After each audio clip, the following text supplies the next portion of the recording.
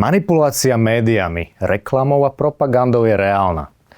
Ale našťastie sa deje len tým druhým, že?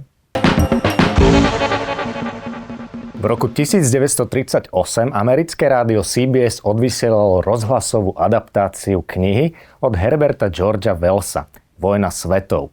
Stalo sa vtedy niečo nečakané. Niektorí poslucháči uverili, že ide o skutočný spravodajský vstup a mysleli si, že Spojené štáty napadli mimozemšťania.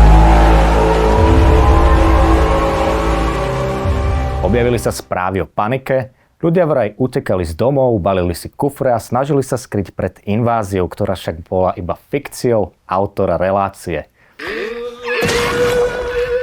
A teraz príde zaujímavý moment. Väčšina ľudí, ktorí túto situáciu komentovali, tvrdila, že oni sami síce nepodľahli panike, ale ostatní ľudia určite áno.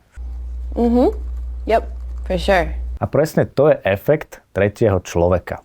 Psychologický jav, pri ktorom máme tendenciu veriť, že ostatní sú viac ovplyvniteľní médiami alebo propagandou, než my sami. Definitely. Zoberme si moderný príklad, reklamy na sociálnych sieťach. Mnohí ľudia tvrdia, že oni sa nimi nenechajú ovplyvniť, ale sú presvedčení, že iní ľudia, menej vzdelaní, dôverčiví alebo starší, sú ich cieľom.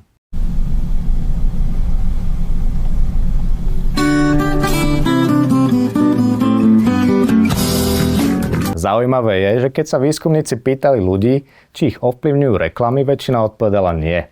Ale pri otázke, či ovplyvňujú ostatných, zaznelo jasné áno.